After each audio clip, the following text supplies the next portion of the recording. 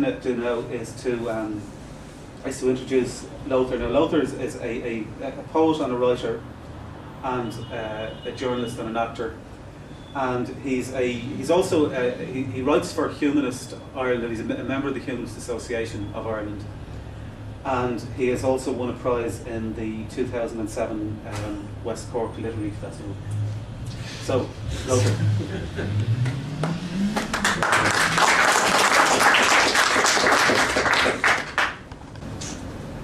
It's hard to believe that we have to address such a topic, in 2009. But it's also hard to believe that there are Taliban in Pakistan who have by now in some valley destroyed 100 girls' schools. Right? That is religion in action. Right? Fundamentalist religion. The nice people in there, right, and the crazy ones.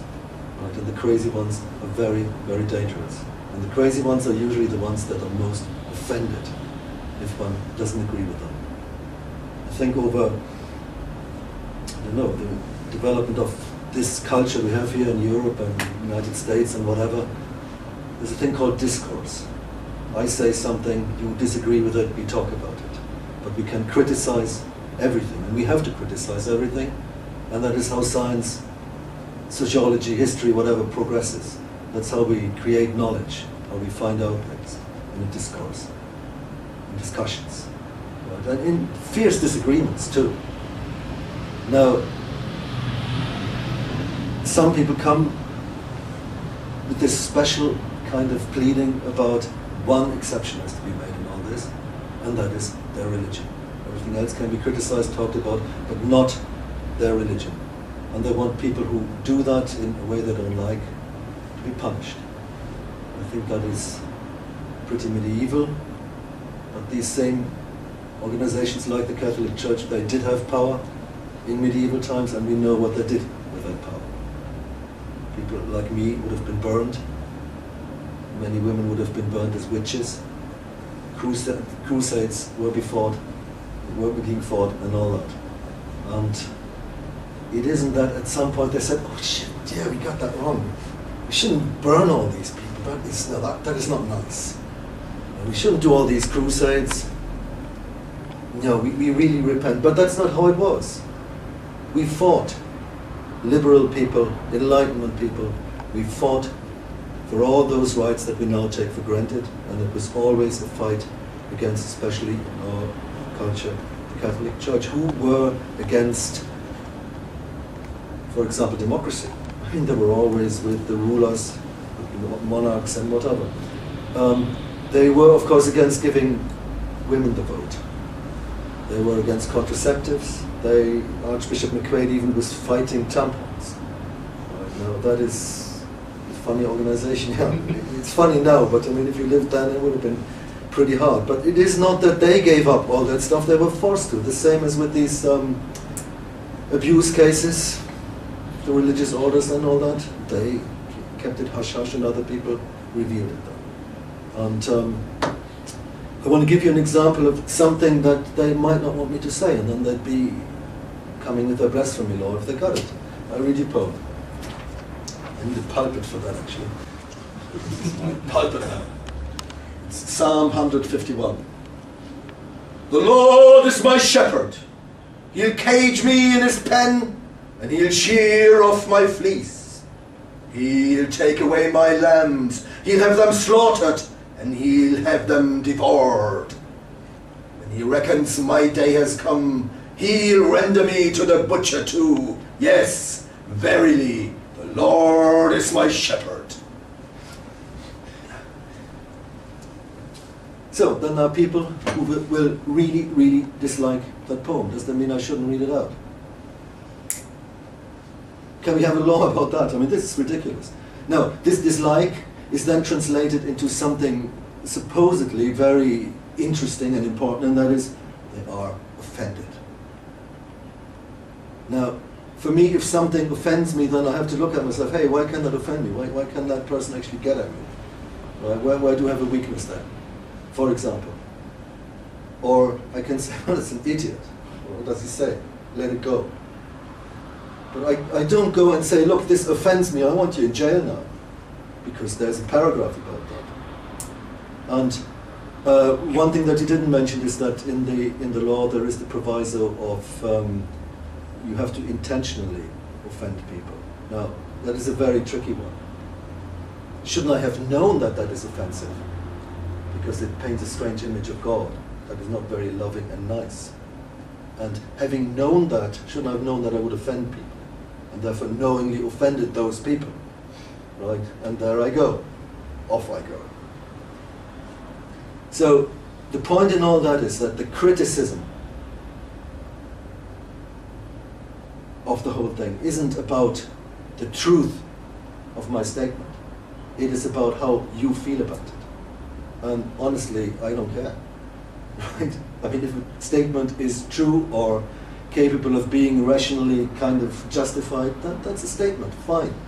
And if someone doesn't like that statement, that is also fine. But when they are offended, then it's psychologically dodgy, and when they want me to go to jail for it, I mean, it's really, really bad.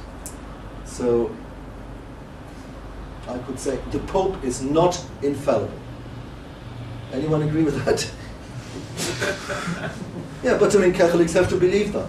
That is their dogma. And I could ask, where is the proof for that? But if you have all these things as blasphemy and whatever, take them out of the realm of normal discourse, of normal scrutiny, and I think that is pretty bad. Now, one thing that always bugs me and I really don't understand is these people have God on their side. Now, how can they be so annoyed? Who am I? An unbeliever that should pity me. Right? How could I, a little human being, one of 6.5 billion, offend God? I mean, what kind of a God would take offense at what I do, if there was a God? So there isn't. So, but there you go. That's why there's this old saying, blasphemy is a victimless crime, because we can't offend God. He's not there. And about the necessity of having a God, I don't know. It could be all very easy. Do you another poem? Marvel. Just marvel, milling molecules, at what you've given rise to. A living being, for a while, is what you have combined to. How unlikely, how intriguing, this transient little lump of life amidst the swirling universe and awesome, vast eternity. To grow from dust and water, to finally feel the ancient winds, to hear the surf and watch horizons, sure that the sun will rise again. So, brain, don't worry, don't despair. We've just evolved to be aware. What other life form knows that it's alive, mortal? Enjoy this, and don't ask for more. From particle to pain and wisdom, there is no purpose other than to be and grow and marvel. And that for me is how simple life could be.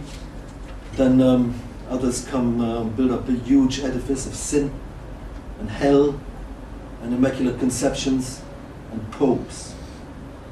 And these are the very ones that we fought against to have our free speech. Those are the ones who killed lots of people on the way, who were against them, and they didn't repent. They were forced with all these things.